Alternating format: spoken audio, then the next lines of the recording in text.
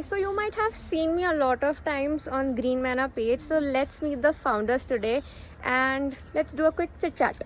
So, hi. Hello.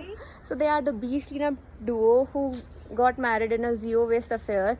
Cool, right? So quick questions. Many people my age are getting married. So one suggestion for them. Firstly, don't get married so soon.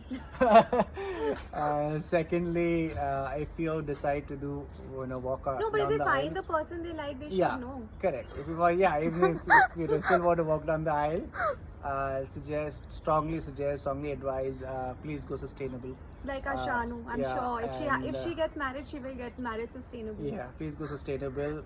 There are a lot of options out there.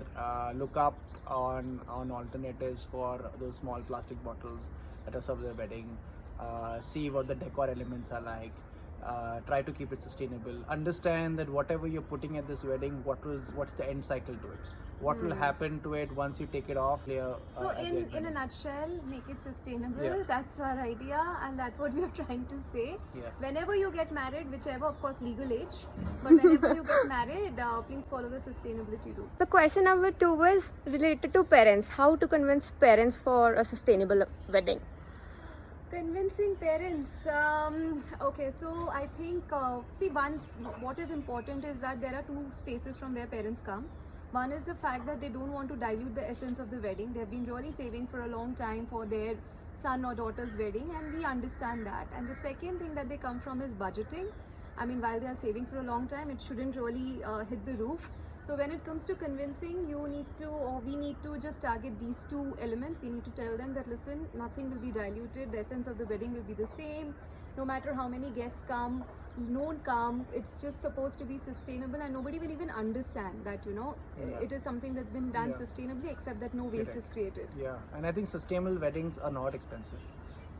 Then, in fact, marginally cheaper. You just have to understand what are your requirements and what lengths you want to go to celebrate that wedding, and that's it. I mean, as long as you know it's there are alternatives out there and there are cheaper alternatives that you can find, go for a sustainable wedding. There is no two ways about it. That's what you tell your parents. Yeah. True, absolutely true. And coming to the third part, that is post wedding. Maybe honeymooners can enjoy from this tip. So there is this thing that airlines these days provide for a carbon offset thing. Do you think it's real or it's just a greenwashing thing? I would not like to comment on it because we really don't know what happens to these, if they are legit carbon offsetting mechanisms. But firstly, we would definitely address that if you are going to take that long flight across the seven seas, somewhere to the US, Europe, somewhere, try to see how you can reduce that offsetting. Maybe you will have to take that flight to Europe because that's an option you don't have. But locally, when you're traveling, see if you can use public transport.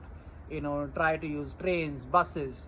Try to take part in some kind of volunteer work when you're there on your honeymoon for 2 days. Trying to help the local community. If you can do all of that, definitely it will offset all the damage that you've done by taking the flight for that holiday. So yeah. And I was just like an added comment, while Ashwin said we don't know, we should not comment, and that's true. But when airlines say that 30% less or 20% less of carbon emission on certain things, I don't know, maybe it just strikes at least a conversation on it. There is greater awareness on something called carbon footprint, because while people think sustainability, they don't think carbon footprint. So at least when a message like this comes, they might want to do some research, they might want to think about it.